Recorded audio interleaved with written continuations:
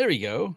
And we're live. Welcome to Vlog Thursday, all things UniFi and Homelab Q&A, number 444. Wow, 444. That's a lot. I've been doing this for a minute.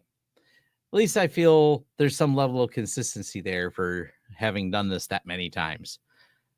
But we're going to talk about UniFi, and I believe and I'll probably do a video about this maybe Saturday. Their new 9.3 just went to release candidate, so that's awesome. New stuff coming from them. I have been posting a lot on LinkedIn about UniFi because people like to argue with me, and why not argue on social media? I think that's what social media is for, right? So we can all have hot, dumb takes on things. Anyways, I was just eating my I guess late dinner or early dinner, late lunch. I don't know which one it is. Then I jumped down here to hang out. So I'm only hanging out for about an hour. I have another meeting with a friend right at 5. So I got a busy day, but I want to make sure I get as many questions answered as possible. Now, the first thing I want to talk about, though, is the UniFi NAS went to the 3.0 version. I'll probably do a dedicated video on it because there's always a lot of discussion around NAS devices. And I think I'll share this here. I think the UniFi NAS is interesting because I think they're one of the only companies out there that said, you know what we're going to do? We're going to make a NAS. And people are like, yeah, what about apps? And they're like, no, we're going to make a network attached storage device. And people are like, but what about the apps? And the apps are what everyone argues about. And I think the price point UniFi hits with this is one of the first features. The second feature is it's just a NAS. It's for people who say, I would like to store my files somewhere and be able to share them if I want. I would like to be able to back them up. And I would like to have a flexibility of the drives I put in it without weird vendor lock-in like Synology is going to. And that doesn't seem like a whole lot to ask, but here we are. And I don't know. I think I like it. I think it's NAS is a NAS. You know, I think this is a positive thing about it is the fact that they're just doing the one thing here. So I've been poking away at it. And something else I thought was kind of funny. There's something not funny that I must share right now. This made me feel like an idiot this morning. And I know someone could point out, absolutely, it's in blue on the screen right in front of me. But I stared at this screen for a while. I was like, how do I make a new share? And so it says search the drive, but I don't see where I create the new share. And I know it's right here. That seems like a non-obvious place for it. That's how I would describe this. Therefore, I don't love this location for creating new shares. Just something minor, is what it is.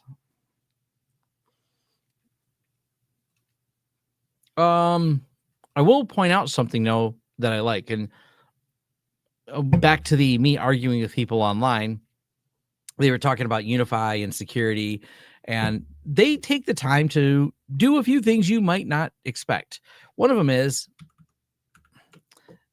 they have input sanitization, so I can't name things SSH, for example, when you're creating a share. There's little security things that I noticed about UniFi that I think, really sets them a little bit apart from some of the other companies is the fact that they seem to do a good job of this. There's a lot of claims, and let me just share my LinkedIn post real quick here for people that may be interested in it. But it's basically people who want to have a lot of claims that there's a lot of security problems and blah, blah, blah. And I'm like, I'm critical of security problems. And I've asked each of these people show me where the security problem is. Show me where they're having a real issue here that needs to be addressed. There we go. So copy link to post.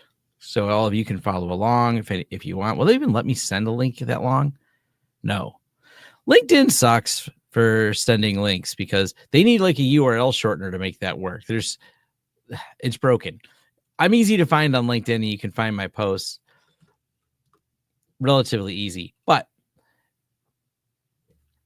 I don't know why they don't have a link shortener, but my premise of, UniFi sucks is how I started it out, because I keep hearing that from people, but it's a lot about the sales side of it. Of course, I talk more business oriented things on here. So I got my usual meme that I attached to it, but there were people in here that just made some dumb arguments like it's just insecure. And I'm like, well, how? What? They're like, they're slow to patch. I'm like, slow to patch what? Show me the CVE that was slow to patch. And I just don't get some people's arguments. Like, I will absolutely entertain if there's evidence on there of these things. Great. Let me know. I love evidence, because that makes this a lot easier to discuss and talk about, because I absolutely thought this was hysterical. I make fun of Fortinet a lot, and Fortinet, I mean, this is just great. If you don't know, Fortinet had another vulnerability, and this falls under the I can't make this up. FortiWeb is marketed product against the OS top 10 threats, including SQL injection. It's its job. And then they drop CVE 2024 drops in. Yep, it's SQL injection. I meant 2025. It's actually a 2025 vulnerability. So I should edit this post and fix the date. Edit post 5. There we go. You're watching me fix things in real time. All right. Awesome. Post fixed. But yeah, like, I can really tangibly point to some serious problems frequently with some of these other companies. I'm not seeing these same issues with some of the UniFi stuff. I don't know. Rant over about that. Let's go back to answering questions.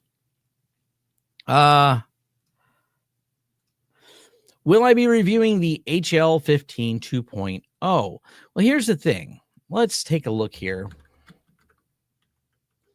I believe,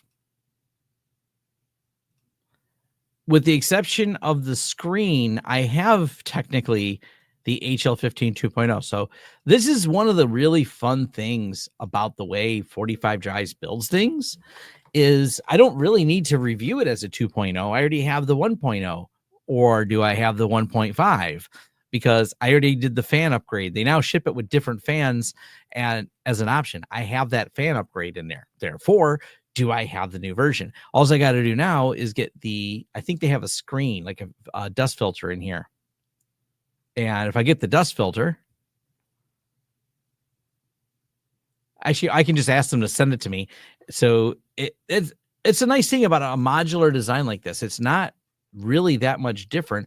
I've modified my HL to be what the 2.0 is. I think this is part of the beauty of it. So people that bought the 1.0 version can get the same upgrades. Me and Clay Archer has done a video on this where he talked about swapping out the fans to the new version.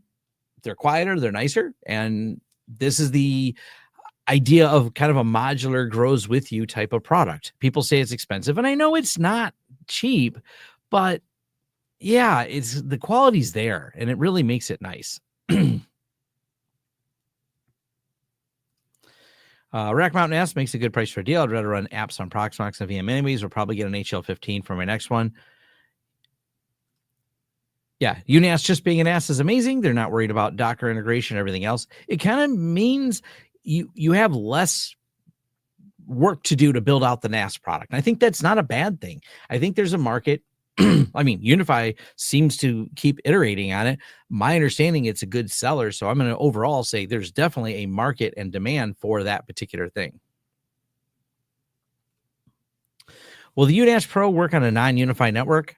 Yeah, it's just standard networking. There's nothing proprietary or UniFi. It doesn't have to attach to a UniFi network switch. It's standard network operations. There's nothing about it that's weird. So the file sharing feature it has, if I wanted to send you a document, that does require the UniFi cloud. There's no way around that, but that you don't need to adopt it to the UniFi cloud to use the NAS. That is optional. UniFi, they've really set the standard now to say that we're going to go cloud optional, but edge first, locally managed edge first, cloud is an option. This is something that is really, it's something that they've kind of hinted at for a while, but it's in writing now. It's on their website. And that's what you want out of a company like that. Going, hey, look, we put it in writing, and we're all crossing our fingers because, man, I can't name really much in the way of competitors that are really focused on doing that, unless you just go a fully self-hosted solution on things. And I mean, especially when it comes to networking, you're kind of hodgepodging things together, because someone will point out, well, Tom, can't you just use Ansible to manage a bunch of switches and et cetera, et cetera? I'm like, yeah, but it's really not the same. It's a very, very much a ground up DIY approach. How do you keep personal and work on separate on one machine when browser profiles and other things seem to blend together? Using separate browsers is the easiest way to do that. Use Firefox for personal and use Chrome for business, or at least that's my solution. Maybe the opposite would be the what works for you. UniFi or pfSense? Depends. I think UniFi is probably fine as a firewall for a lot of people, but when you have some advanced use cases, there are, especially around some of the VPN things, pfSense has better compatibility, especially if I have to take a client that needs to have interoperability with some upstream provider and their IPsec settings, and that may or may not be available inside of my UniFi system. That is not an everyday occurrence. I don't see it as much. More and more companies just use web-enabled things, and you don't have to set up a VPN between you and the provider. There's more zero trust options. There's just better options today available for how, especially like the medical community, connects to the corporate infrastructure. The requirements in the past were very frequently, here's the firewalls you can use, here's the IPsec things you can use. For example, in our area, we have the Henry Ford healthcare system that owns a lot of the hospitals. We actually helped do the write-up at the Henry Ford health system. We knew people there to get pfSense to be on their list of firewalls that they have a write-up for to do the integration. But you're not seeing that as much anymore. I mean, there's always going to exist. The legacy has a very long tail when it comes to this software works, we're going to keep using it, but it's not an everyday. It's not the higher percentage of things out there. So everything starts with what's your use case, what are your needs, and going from there.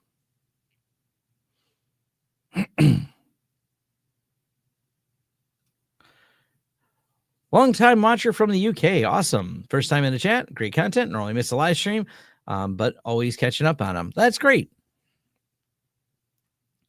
Yeah, good enough fits a lot of things. I mean, I moved to the UniFi for my network here to really make sure I'm testing it thoroughly. And I'm sitting there going, I mean, I had to move to Nginx Proxy Manager because it doesn't have a built-in reverse proxy like HA Proxy, which I like HA Proxy, and I'm still using it at other sites. I'm just not using it here. And I have not felt bad about it. It seems to work great. I don't have any complaints.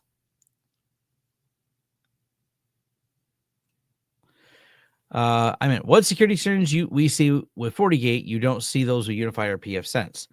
Oh, I have a list called, that I can drop right here for you. I've done a whole video and write up on it, and I have it in my forums. That way you can follow along, because the video may have a static point in time, but I keep appending that forum post. And we'll share it too, because it's not about the CVEs. That's a part of the software life cycle. Yes, there are security concerns. That happens. But when a company is not bothered to do encryption, weak cryptographic keys, hard-coded SSH keys, like, this isn't an oversight of, oh man, someone didn't really review how this was implemented and found a flaw in the logic and exploited it, because that can be challenging. These are incredibly stupid things. In May here, we'll just zoom into this one right here. May of 2019, FortiOS included a magic string value previously created at the request of a customer to enable and implement a password change process when said password expiring. That function had been inadvertently bundled into FortiOS. That's a pretty clear security problem of, whoops, we accidentally put a backdoor in. The customer requested it. It was only supposed to go in their firewall. We put it in our production code. You put a backdoor in your production code? These are like clown shoes. Like, this is entirely stupid. There was another one here. This entire disclosure. Their latest advisory details how threat actor use vowels to plant symbolic links on FortiGate devices, maintaining read-only access even after patching. Classic post-exploitation persistence. They mention a symbolic link multiple times, but do not give an IOC or indicator of compromise. No path, no file name, no idea where it points. Just tell us, just trust us, we'll clean it. In some firmware versions, the symlink gets removed during upgrade, and others, it doesn't. They probably avoided sharing the actual symlink to protect the vulnerability, but this was already exploited in the wild at this point. Not publishing indicators doesn't help defenders. It just shields Fortinet from scrutiny. This isn't responsible transparency. It's invisible incident response. This is just the kind of behavior from Fortinet. And I mean, I don't have a 100% exhaustive list, but when companies don't disclose things well, especially when they're large publicly traded companies, come on, that's different than, hey, look, we found a cross-site scripting problem of pfSense. You know, people made a big deal a couple times out of the cross-site scripting one, and I'm not saying it shouldn't be fixed. I'm not saying it's not a problem, but when you look at it, it often started with, especially one of them that someone tried to call me out on LinkedIn for, and I thought that was kind of stupid. They're like, Tom, pfSense had a cross-site scripting. I was like, read the first requirement. Requires root password. Wow. So if you have the root password, you have the full admin login, you can also execute cross-site scripting. You have the root login. You can do all kinds of fun things. Those type of problems are very different. I'm not saying they shouldn't be fixed, because you shouldn't be able to inject something into a URL to get the system to do something it shouldn't. But I'm not going to call those the worst bugs that keep me up at night. That's where the big details come in. That's that nuance between how many CVEs versus what CVEs and what were the real results of those. And you think a well-funded company like Fortinet wouldn't have any more backdoor passwords, but that's actually come up several times. You would think the first time, you know, how much is Fortinet going for right now? Net market.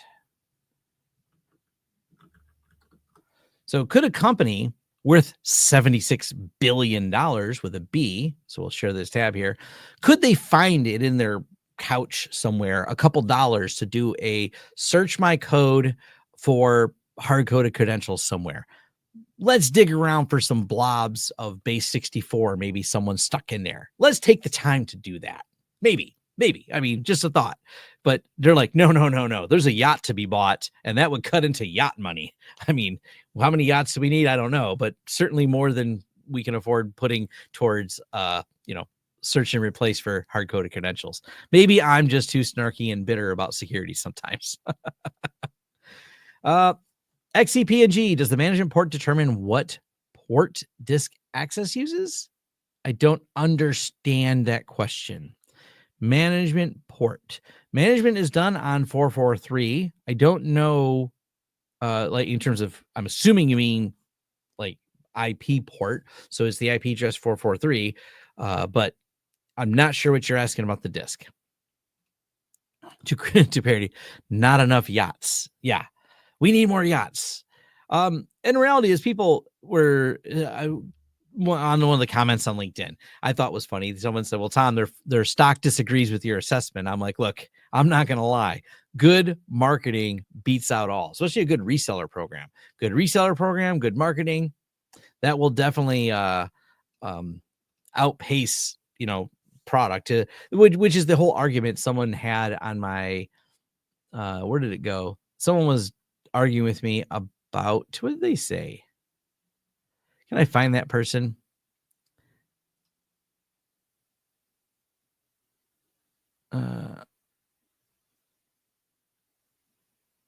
Where did it go? That person, man, I think they deleted it. That's disappointing. Did they delete their comments? Oh, man, that's sad. I wish someone wouldn't have deleted their comments. It was a fun argument we had. Oh, no, I found the person. Good, good. We can read this one together.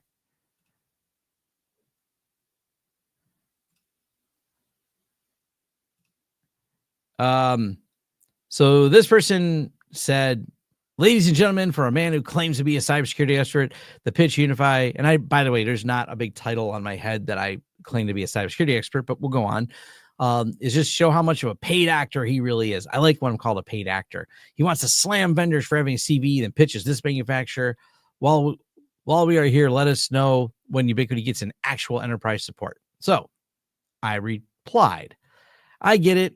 When you got a wall full of Fortinet certs, my post about Fortinet's follies probably hit a little close to home. Here's that link that I shared with all of you.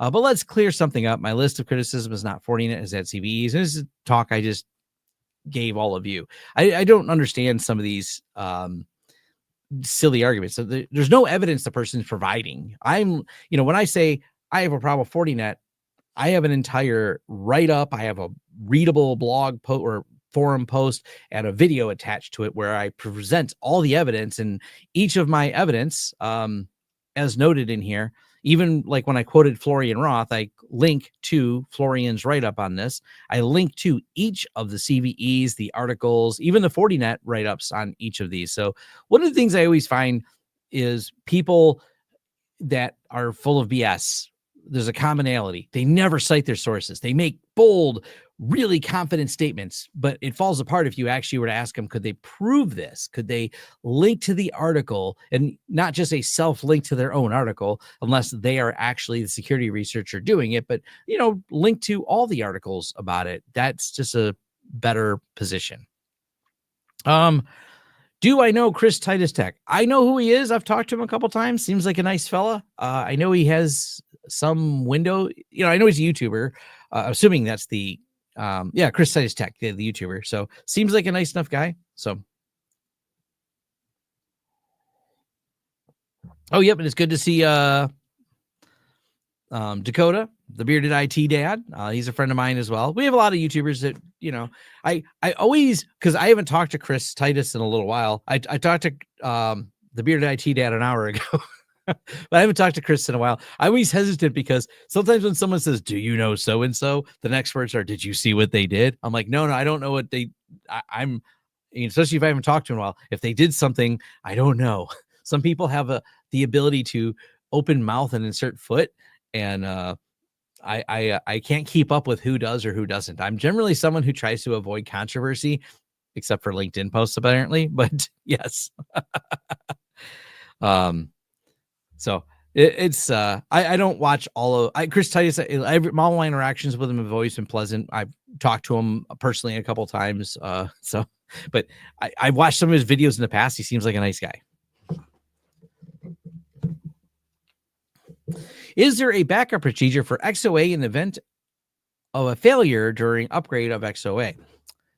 I have not had any upgrade failures using the XOA version at all, but you could snapshot it. That would probably be the easiest way to do it. You could clone it before the update, make another version of it. That way, if the main one doesn't work, you have another one you can start from the command line. Those are both really easy things you can do. I usually just snapshot it. That's generally my process. I haven't had an update go bad in forever, but snapshots are generally enough for me.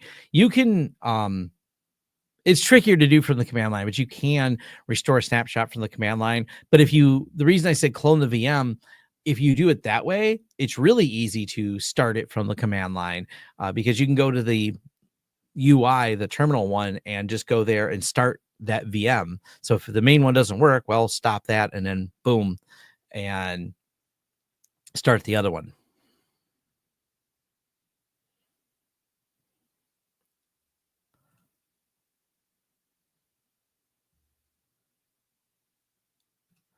You've been subscribed to Chris Tech, and I'm a fan of his cool studio. Awesome. Well, these times, I believe he's in Texas.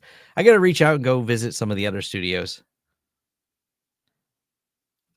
Yeah. Answer you brought to me by Trust Me, Bro. I love those people. Did you see that Lawrence guy slam the firewall I've invested years of my life into? The nerve. Yes. Yeah. I'm easy to engage with online. I actually prefer. I mean, I gotta laugh once in a while when there's stupid engagements, but I generally like positive engagements. And majority, I will say, the majority of the engagements I have with people are positive. I have good interactions with lots of people, lots of group chats. I'm generally happy. But that person, not that they got on my nerves today, but it was just kind of amusing. I'm like, what are they talking about? I just gotta go out there and hang out with Bearded IT Dad and go out in his 10 by 12 Shen studio. Hell yeah. Good night from Portugal. Awesome. I have a few friends that are on their way to Europe right now. I don't even know if they're going there for. I forget why. Can you run multiple XOA instances simultaneously? Well, yes, but it's not really needed for HA because if you stop XOA, it just stops. The VMs don't stop if XOA stops. So XOA is a control plane, but when it's off, whatever the VM was doing for its last command, start, stop, whatever, that's what it continues to do when XOA is off. So you don't really need high availability on the XOA, but you can, because the relationships work this way, you can have more than one XO instance connected to XCP-NG. That actually works fine. Yeah, we talked about getting together with a few of the YouTubers and going out to your side of the world. Y'all live really close to each other. Nobody lives by me here in Detroit, but if I go over on the West Coast, I can go up and down the coast and visit a bunch of them all at once. Yeah, West Coast is a whole nother thing.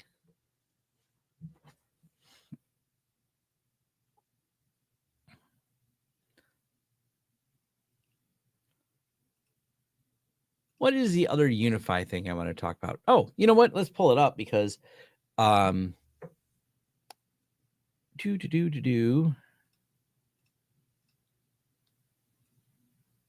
many tabs.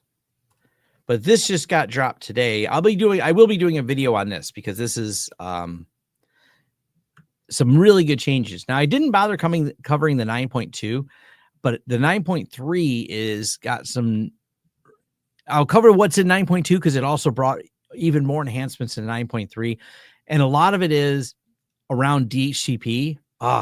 This is something that when I said in my video for version 9, when I moved from pfSense to UniFi, this makes this easier because now they've got the ability to import and export DHCP lists.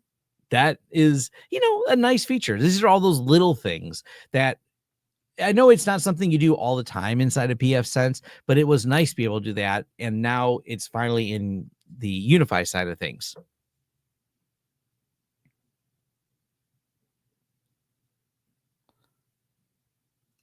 There's a couple songs about, the West Coast is a whole different thing. One of your TrueNAS polls is throwing up an error post-scrub as a checksum error. The single error seems to show up in different devices. I've tested, and they pass. Any tips? Sometimes those are the hardest gremlins to fix. There's not always easy answers on it. It's double checking the connection. Sometimes it's at the physical layer. I had a quirky system that I just dealt with for years, and I never did get the gremlin out of it. I replaced it. I told my friend about the gremlins and also told him he could have it. I said, I don't want you to have this and think I'm giving you something for free just because that has no issues. I completely want to disclose the issues of I get checksum errors and I don't know why. That system also used to reboot itself once every few months. Joe be crazy. Never was able to figure it out. I hate to answer it like that, but sometimes you can have that. Now, start looking, though, at the controller. Run dmessage from the command line. Look for kernel errors that coincide at the same time to see if you can figure out where that problem might be coming from. There's not always an easy answer for it, but get into the details. Okay, so you did check the memory. Mem test is a good way to check things. It's rare though. You don't get as many drive checksum errors with bad memory. You get application crashing usually before that. So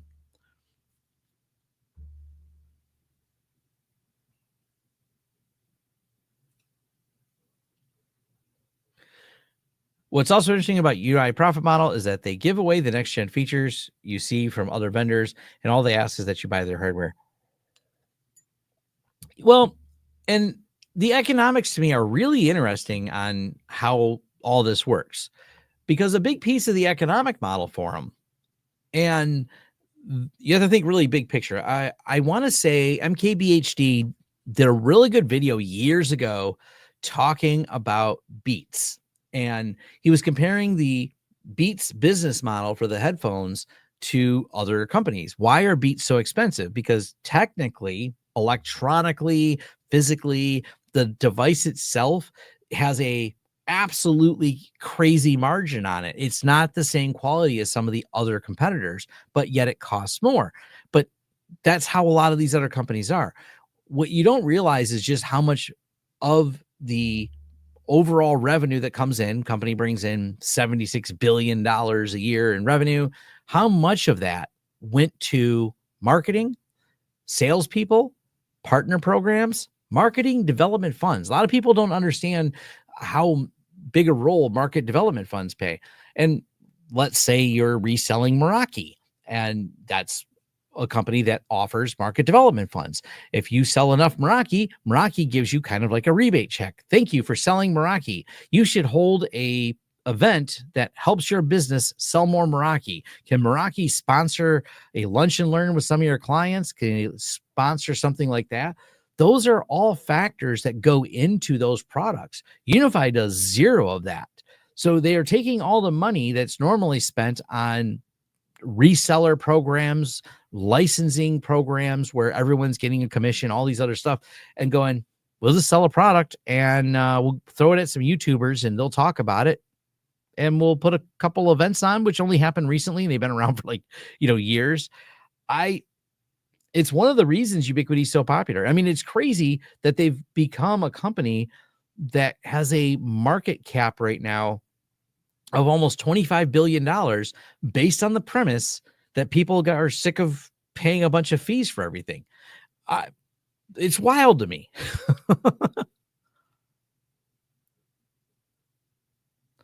Yeah, you might want to take a look at the controller.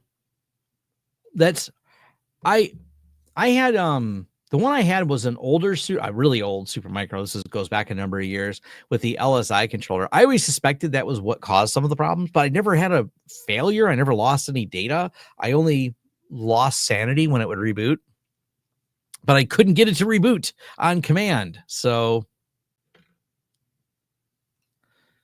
WD Blue has some 4 terabyte SSDs as a good offer on Amazon. Oh, that's right. It's Prime Day or something.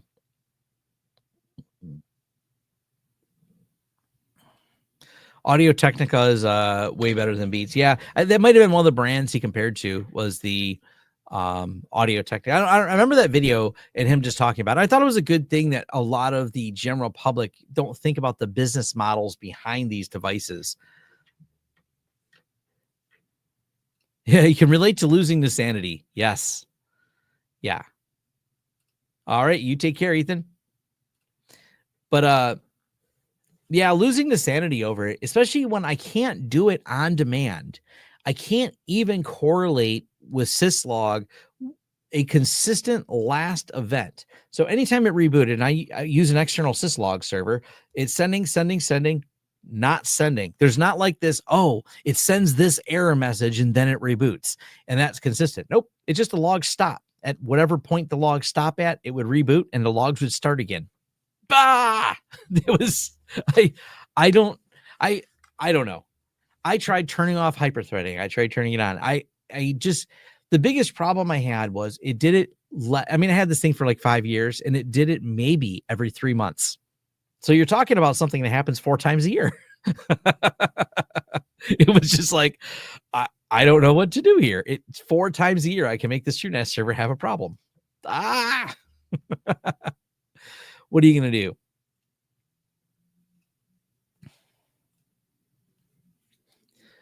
But filing and wrapping some of this up, though, I think is CNAME in here? Oh, yeah, added support for CNAME. Okay.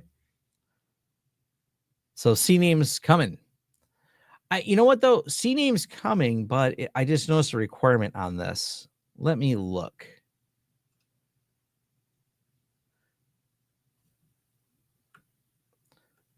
I already got a system updated, but I have a feeling someone's not going to like this. Whoops, go to control plane. Yeah.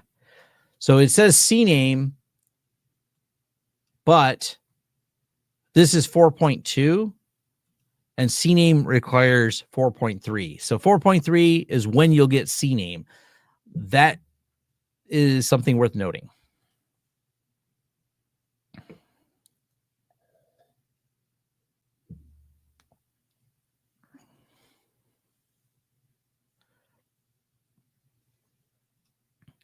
Did you have any metrics for that TrueNAS server to see if it was for resource? Oh, yeah, it absolutely was not resource exhaustion. Matter of fact, it seemed more frequently to do it when it was under almost no load. It used to be my video editing system, and it was extremely rare in all the couple of years that it ever would reboot while I was editing. It seemed to like doing it at 11 o'clock at night. It would do it occasionally at 2 a.m. Those are times when there's really no load on it. That's why it made it that much more puzzling. I mean, I did have it. I remember a reboot in the middle of the day, but I would load that thing up to full like disk writes and running things on it. Could not make it reboot. You could just sit there and let it do it for days. Won't reboot. Then you're like, I don't know. I guess I solved the problem because I swapped memory in it and things like that. But then a couple months go by and it just boop reboots. The only solution was to replace that system. I had got it really cheap used. I don't know. It worked for the first probably year I had it, maybe 2 years. It never had a problem. Its last 3 years were the most painful for me. I was pretty determined to solve it. I never solved it. I got rid of it. I don't have it next to me. I have I don't know where some of this data should go because I want to play with a few more network cards to see if I can get some more data on it. But I thought about doing some, I don't know if they're shorts, but just short videos that are like 2 minutes long, showing how I troubleshooted a network card in a weird way. I found a network card that doesn't seem to like any fiber modules. And I don't know if it's the particular brand. And I think I have more than one of them. So I'm going to check in case anyone else has it. But it's kind of a novel thing that happens when you put DAC in it, it works, but you put fiber modules in, it doesn't work. And what I mean doesn't work, if you power off the system and power it back on, but have the fiber modules in the SFP cages, it doesn't detect the network card at all. It doesn't show up. And when you pull them out, it doesn't show up. But if you power cycle it again with the cards out, it does show up. That was a fun one to troubleshoot. This happened the other day. And I was like, well, this is weird. I suspected the network card because once the network card wasn't showing up, I just thought the network card went bad. But then I went and was testing. I'm like, that's weird for it to go bad. So I plugged in, we were swapping things from DAC to fiber because we were moving where the server was, and fiber is the better way to get that. Nope, this weird problems.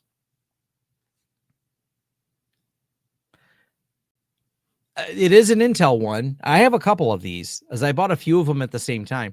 So that might be the case, but it's odd that it only works that way. I don't know. It's just kind of a strange problem. With the newest TrueNAS scale, I have two Gen 5 NVMEs in a pool. Will there be any benefit for NVMe cache drive or slog or any special VDEVs? It really doesn't depend on what drives you have as much as what your workload is. Do you have a workload that requires synchronized writes? If so, a slog is good for you.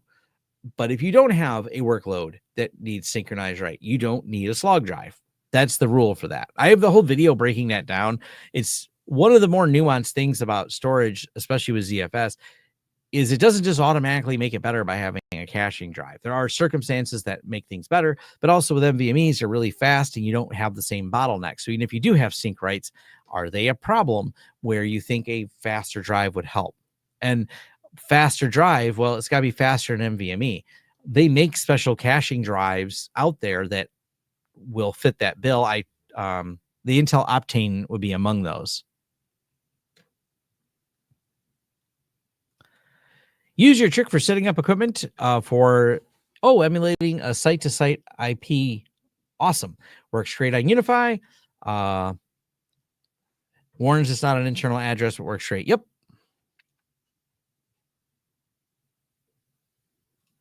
Oh, I'm assuming it must be a firmware update then. If there's a structure, that's cool that there's a way to get around it. Assuming it's just a firmware update. Are there tips regarding self-study transfer of the Unix environment? Currently trying to figure out the way Linux works from a user perspective on the server level with Debian. Jay from Learn Linux TV, friend of mine, has courses on getting started with Linux. And those are probably a great place to take a look at and kind of get a better understanding of the command line. And it doesn't really matter that much Ubuntu versus Debian. They're very close in terms of very close on the command line.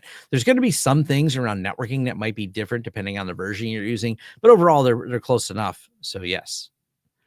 Do I have experience putting a honeypot in? I've been trying to find a good honeypot software. Me and Matt think we found one that we like. Let me pull it up.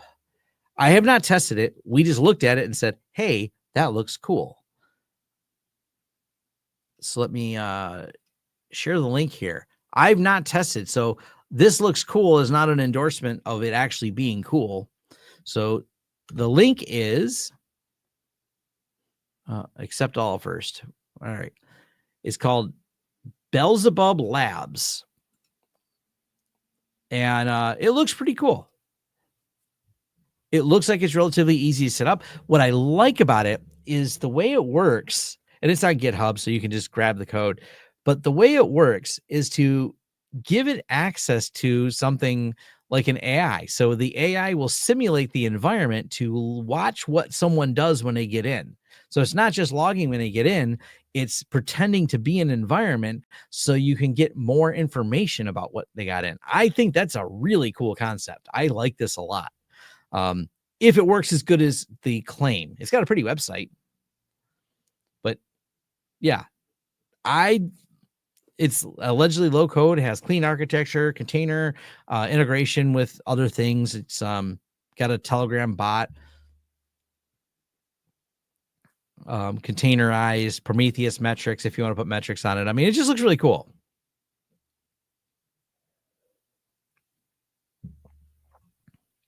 I've actually not used their product. I know they have the Open Canary one, but it's been a while since I really looked at it. How are they doing on that one? Let me see.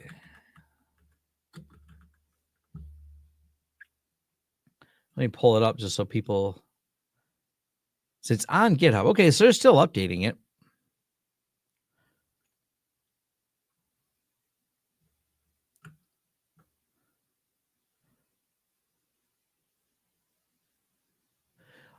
If you're looking for a really extensive honeypot,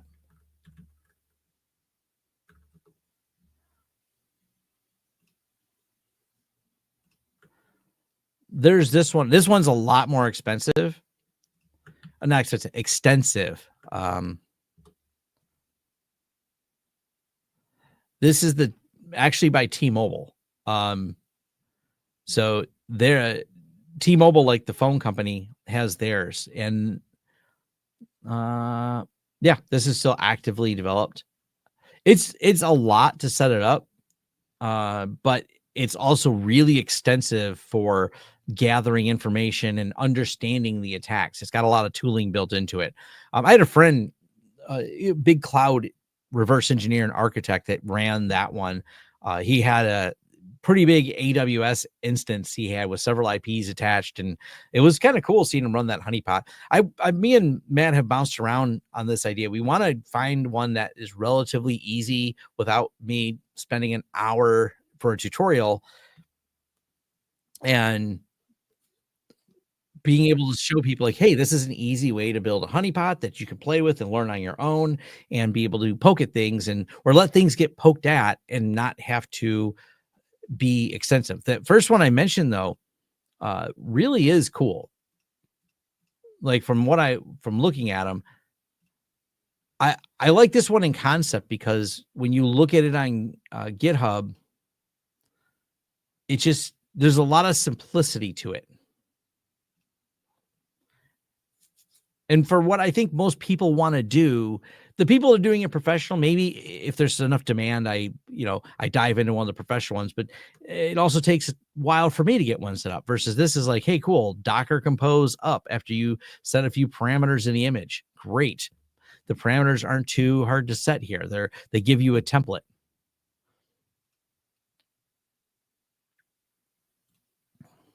Do you have a video on setting up remote access to UniFi Network? Do I just allow admin access to the other user?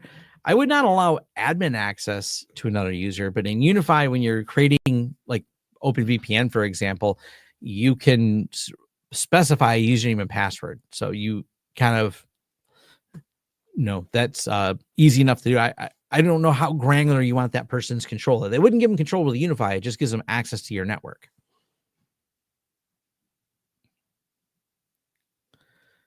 Anxiously awaiting UNAS desktop. Any prediction when it'll be released? No, I don't. I don't know necessarily. Well, I do know a little bit of something.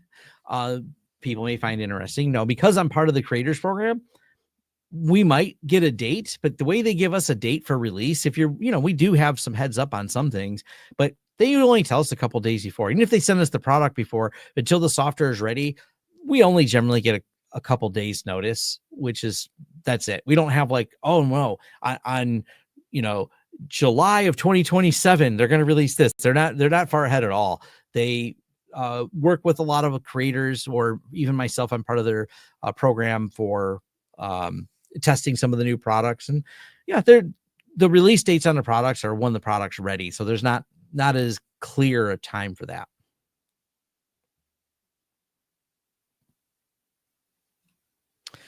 Any plans for a dedicated stream on MikroTik networking? Yes, I do. I still got that. I've been working on it. I kind of set it aside. I need to get back to it. Someone said they were going to send me some MikroTik stuff, and I kind of forgot to follow up with that person. So I wanted to get a couple of MikroTiks and set up some high availability. I want to set up MC lag. I wanted to go all the way through and set that up. And I might just buy another one. I have some. I just got to buy another matching one in order to get that set up. And maybe I'll do that and then I'll give them away when I'm done. But yeah, it's just a matter of finding the time to do it. But I want to do MikroTik because I want to show first how to do it. And I'm not doing it ironically here. I want to show people what it takes to set up a MikroTik compared to a UniFi. And there's a reason UniFi is popular. Everyone's like, oh, I just go with MikroTik. I'm like, yeah, that's fine with a couple switches. But once you have a larger scale infrastructure, it becomes tricky to do that same thing. It doesn't have that same management plane. I really like the way UniFi does things versus MikroTik. It's great individual switches. I just recommended, for example, someone's building some infrastructure. Part of their infrastructure planning was using MikroTik for their storage. I didn't see any problem with the way they wanted to set it up. I think it's probably the most cost-effective way they could build the storage side of the network with MikroTik, with MC lag and redundancy. I said I couldn't recommend anything else that would fit the budget and do this because MikroTik is way down here in price. Arista, Cisco, etc. will definitely work, but they're going to be substantially more money. Have you ever tried zero-tier self-hosted? I don't think so. And the reason why their self-hosting for a while was very vague versus you look at Netbird, they give you a really nice complete control plane. I think zero-tier kind of missed the mark by not doing that and would have made them more popular. Netbird, it's one of those, I try to find a solution that best fits. And all things being equal, a lot of these companies, even when I did the speed test, it's not like they blew me away where one was substantially faster or 10x the speed. They were relatively close in connection times and speed. Now, I haven't put Netbird against zero-tier, but because Netbird offers the complete package and a really nice package and it's easy to deploy, it's hard for me to say, oh man, zero-tier is the solution for me. And it's been a while since maybe their self-hosting got easier, but they had a very incomplete self-hosting setup is the way I would describe it. Last I looked.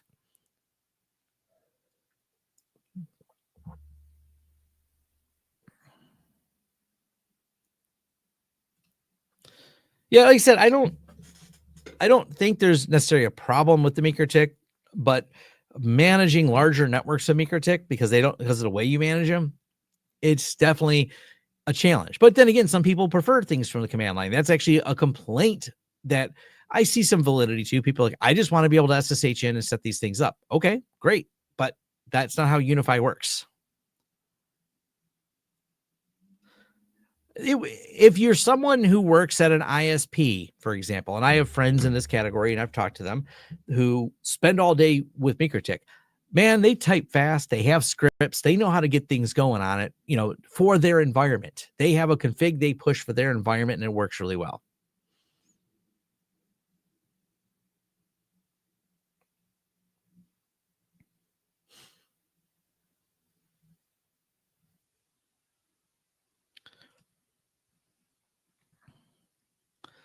Is it correct that a honeypot to the DMZ port of the firewall and use the internal network for management?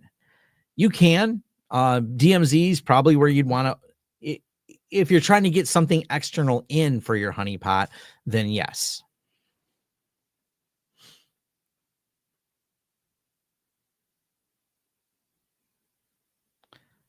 Sometimes it feels like you need a PhD in order to set up that.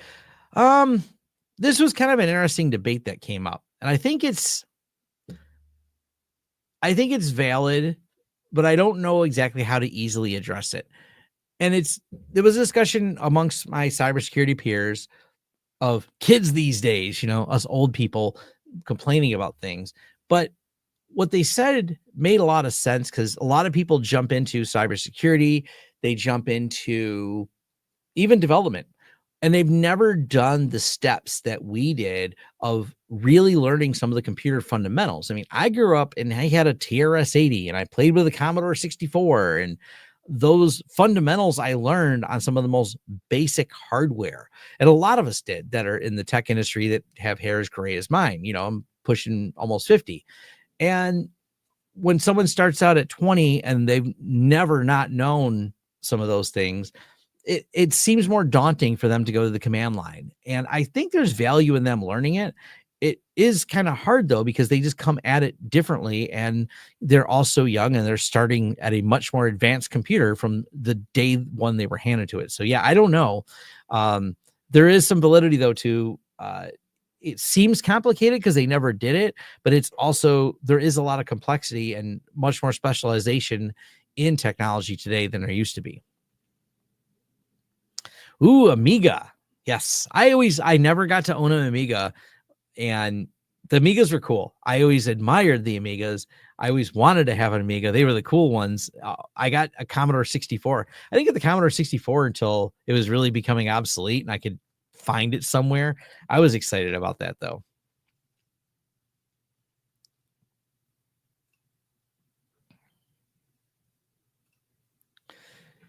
Yeah, you don't mind the MikroTik CLI or Winbox, but then again, I've been around it since Router OS 5. Yeah, once you've kind of been using it, you kind of go, oh, that's how the structure works.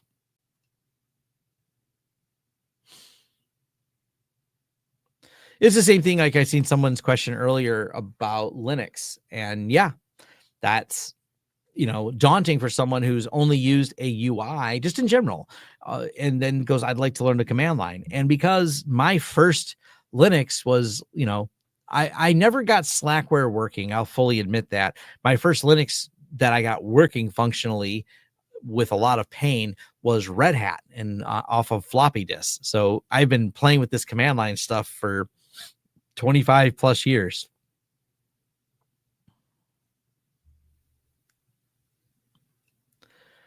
Is Ubiquiti merging UniFi and UISP? I have no idea. I don't use UISP at all, so I don't have a lot of.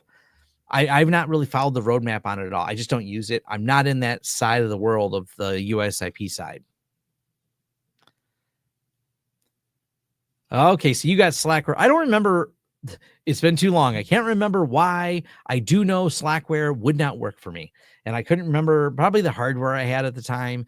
And then I ended up getting Red Hat, and I had a hell of a time getting the mouse to work. That was the challenge. I think it was a serial mouse I had. And then I went to the Linux users meetup, the LUG, Linux users group. They used to call it the LUG meetups. And someone helped me get it all set up and got it working, and it was awesome. And I was addicted to Linux ever since. Actually, I didn't really start using, even though I was just excited to have the UI working in Red Hat. I mostly spent my time on the command line because I became a mail server admin and a database admin. Therefore, I didn't have a need for UI as much. I was very command line driven. Ah, yes. TRS-80 cassette tapes. Nice stuff. That reminds me, I got to look up the Midwest Computer Fest because that's going to be coming up and I want to go to that. What's your take on AC Hunter for threat hunting? I don't know. I never used it. So I don't think I have a take on it. What is AC Hunter?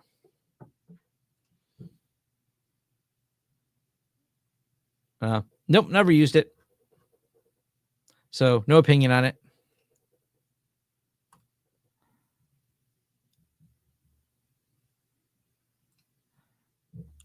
Learned HTML by printing the spec and reading the entire thing. Yeah. What are your thoughts on the appliance cost between Netgate and UDMs? So they're not really something you can easily compare. Netgate does manufacture, works with manufacturers to build the hardware. They're repurposing, so to speak, and customizing with an OEM to make their product. UniFi went a completely different route. They have spent forever working with companies to do a top to bottom design. So because UniFi is doing it very differently, and through the magic of mass production and being a company, as I stated earlier, worth almost 23 or 24.5 billion dollars, they've been able to really streamline production and bring costs to a really reasonable price. That's because they're able to make one massive amount of those products with a similar chip. So yeah, I don't use UniFi Talk, so I really don't have any opinions on that. UniFi Talk is interesting, but I don't use it. Do you have suggestions for only Linux for a spanking new user Linux who's sick of privacy issues with other OS? The good news is, and I'll reference back to Jay, because I know him. I know he's not the only one out there that's got some good Linux videos. I'm sure there's a lot of YouTubers that have it. But Jay has a lot of good getting started with Linux. And Linux is a lot less painful than you think. If you head over to some of the subreddits that are related to Linux, posted my forums about it, I can more than happy link you to some of them. But yeah, I love to see, if you go to those communities, there's been a lot of people for exactly the reason you're saying, privacy reasons, that are ready to jump ship and leave it. And I don't blame them. I mean, Microsoft World has been terrible for a while, but it's gotten that much worse. And so I don't blame people who want to wander off in there. And I welcome to the Linux community where I've been for a while, and I welcome new people to come. There's always going to be someone who tells you to read the fine manual or maybe not be as welcoming. Just ignore those people and look for those of us that are. But I do have to end it here. I have a 5 o'clock meeting. That would be in only a couple minutes. So thanks everyone for joining. Awesome for hanging out. Ping me on the socials, follow me on LinkedIn, or just go to lawrencesystems.com. I have all my socials, my links, my gaming link. If you want to connect with me on playing games, mostly I've just been playing one game lately. It's not really multiplayer, but if someone has suggestions for multiplayer games, because I'm going to get to the end of this game soon, I'm all ears for it. I've been online a lot more doing stuff and trying to play games a little. I'm trying to get back into that. So if you know something, head over to lawrencesystems.com. You'll find all my links at the bottom, including one to my gaming. I just want to bring it up. And yes, I did change my name to Meth Pig. There's a story. Ping me and I'll tell you the story later.